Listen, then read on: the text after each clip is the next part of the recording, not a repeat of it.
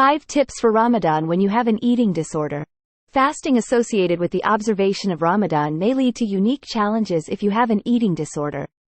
Ramadan is the 9th month of the Islamic calendar and is observed by Muslims across the world. During the holy month, Muslims refrain from eating and drinking from sunrise until sunset. For Muslims who have an eating disorder, Ramadan may feel conflicting and challenging. The daily cycle of fasting and eating may make you feel the need to restrict your food intake, eat large amounts at one time, or purge after eating.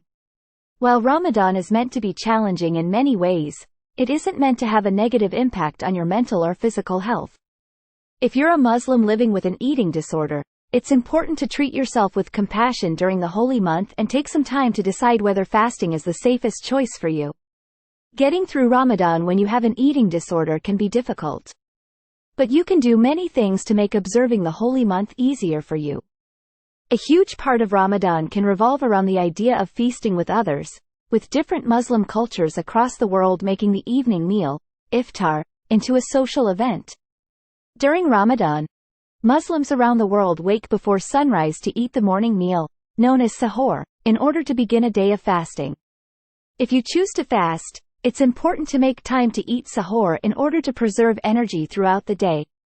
It may also be helpful to plan your meals in advance to reduce your chances of feeling overwhelmed when deciding what to eat each day.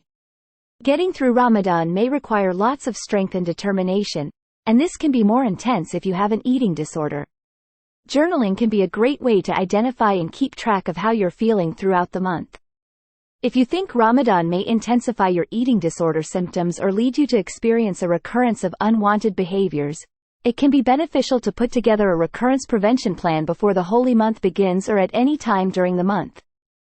If you decide not to fast during Ramadan, you can observe the holy month in several other ways.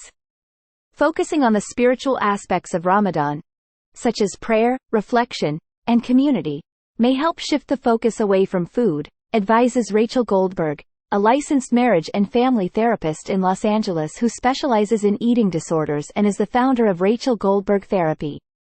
You may want to observe Ramadan without fasting by. If you have an eating disorder, culturally competent care can help you reach and maintain recovery. Most importantly, it may allow for a support plan that considers your cultural and religious beliefs as well as your values surrounding food. A 2020 research review found that it's important for healthcare professionals, including dietitians, to have an understanding of cultural beliefs in order to help educate others. Examples of culturally competent care resources that may support Muslims include: it can provide a great opportunity to reflect on the month that has passed, the challenges you've overcome, and the ways you may have grown closer to your faith. If you did experience difficulties related to an eating disorder, consider reaching out to a mental health professional or your loved ones for support.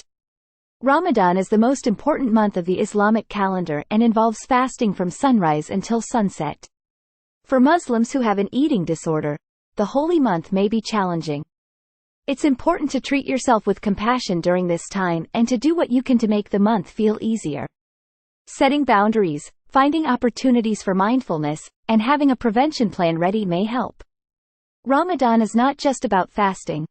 It may be useful to think about what spiritual goals you would like to achieve during the month in a way that feels accessible and compassionate toward your individual needs.